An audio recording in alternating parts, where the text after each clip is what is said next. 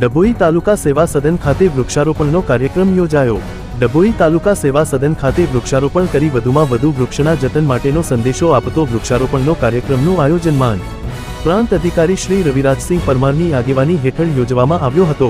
ડભોઈ તાલુકા તથા નગરના જનમાનસમાં પર્યાવરણ પ્રત્યે જાગૃતતા વધે, લોકો પર્યાવરણ સુરક્ષા કાર્યમાં સહભાગી બને તે હેતુથી આજનો આ કાર્યક્રમો યોજવામાં આવેલ હતો। માનવીની જીવન વ્યવસ્થામાં સુધાર આવે સાથે પર્યાવરણના સામેના ખતરાઓમાં ઘટાડો થાય, પર્યાવરણ જાળવણીથી જ ભરપૂર વરસાદ, વનરાજીની લીલીછમ ચાદર, શુદ્ધ હવા, પ્રલયકારી પૂરનું નિયંત્રણ, ભૂગર્ભ જળ તળની યોગ્ય સપાટીની જાળવણી, પશુધનને યોગ્ય માત્રામાં ઘાસચારો, રોજગારીની ઉપલબ્ધિ, પ્રાકૃતિક તત્વોની જાળવણી કરી શકાય। આપણા પર્યાવરણમાં થતા હવા, જળ, જમીન અને અવાજનું પ્રદૂષણ રોકવું અને આવા પ્રદૂષણો દ્વારા પર્યાવરણને નુકસાન થતું અટકાવવું એ ખાસ ઉદ્દેશને ચરિતાર્થ કરવા વધુ વૃક્ષ વાવવા અને જતાના કરવા આજે વૃક્ષારોપણ કરવામાં આવેલ।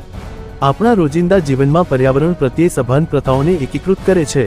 આજે જ્યારે અનિવાર્ય બન્યું છે કે વધુ વૃક્ષ વાવી અને તેનું જતન કરી દરેક નાગરિક સાથે મળીને આપણે આવનારી પેઢીઓ માટે ચોખ્ખી અને સ્વચ્છ પર્યાવરણના નિર્માણ માટે વૃક્ષ જ એકમાત્ર ઉપાય છે, ત્યારે મનુષ્ય સહિત જીવસૃષ્ટિના નાના મોટા જીવો માટે ઓક્સિજન એકમાત્ર વૃક્ષો જ પૂરું પાડે છે। આજે જ્યારે દિન પ્રતિદિન ગરમીના અસંખ્ય તાપ અને બફારા સામે વૃક્ષો છાંયડો સમાન ઢાલ બને છે, આજના ગ્લોબલ વોર્મિંગના સમયમાં દરેક મનુષ્યે પોતાના જન્મદિવસે એક વૃક્ષ અવશ્ય વાવવું જોઈએ।